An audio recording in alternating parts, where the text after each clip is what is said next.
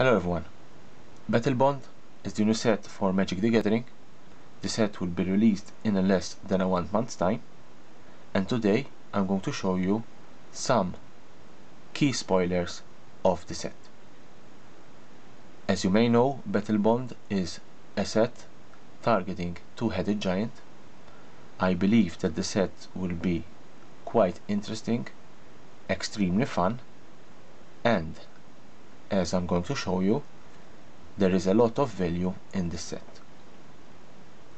The first cards that I'm going to show you are the land cycle. The land cycle of Battlebond.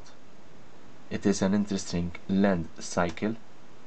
Apart from the art of the cards that I really like, these are dual lands. These cards, there are 5 lands that will enter the battlefield tapped unless you have 2 or more opponents. Therefore, if you're playing two-headed giants, if you're playing EDH with more than 1 opponent, you will have these lands coming into play as untapped. Therefore, this means that these lands, Bountiful Promenade, Morphic Pool, Spire Garden, Sea of Clouds, and Luxury Suite, these cards will be dual lands.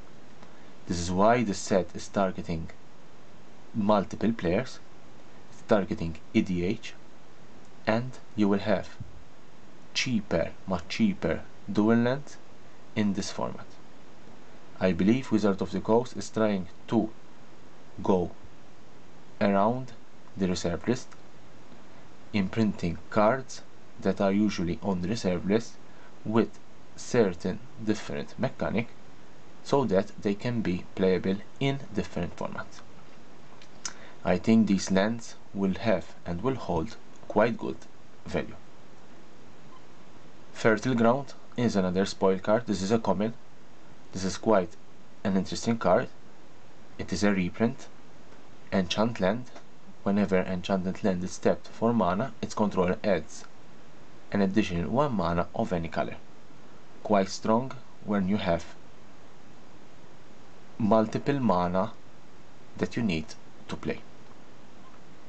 Chain Lightning, we have seen this multiple times. 1 red, it deals 2 damage to any target, that means player, creature or planeswalker. Then the player or that permanent controller may pay 2 red. If the player does, they may copy the spell and may choose a new target for that copy. This will be an uncommon in Battlebond. Another important uncommon, Sower of Plowshares. For 1 white, you exile target creature, its controller gains life equal to its power. This has been recently quite multiple times reprinted, but still a valid card. Game Plan, this is a new card. It has assist, a new mechanic, where another player can pay only 5 colorless mana to help you play this card. Each player shuffles their hand and graveyard into their library, then draw 7 cards. Gorm the Great, 3 and 1 green. This card has a partner, and remember that partners can be played together as commanders in your EDH deck. Also partners, in this case this partners with Virtus, both cards can be played as commanders in your EDH deck, and also they will be found together in your booster packs. Therefore, there will have multiple chances of finding more than 1 rare in your booster packs. Partner, you can play these cards as your commander in Commander, both of them. Therefore, you can play Virtus and Gorm together as your commander, and you can play them one after each other. Here we have General Sponsor. It's an elf. When General Sponsor enters the battlefield, it has support 2, and you can put 2 +1/+1 counter on up to 2 other targets. Stolen strategy. At the beginning of your upkeep, you exile the top card of each opponent's library until end of turn. You may cast this card as though mana of any color. Quite interesting when you have more than one opponent.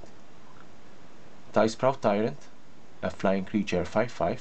Whenever you cast a spell, return target permanent to its owner hand. Vigor, this is another reprint, quite important. For 3 and 3 green, you have a 6/6 trample, very important, powerful creature. Sower of Temptation, 2 and 2 blue.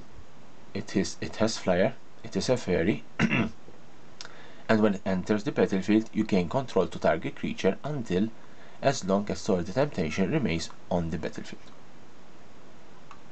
Play of the game, also this has assist of 6, and you exile all non-land permanents.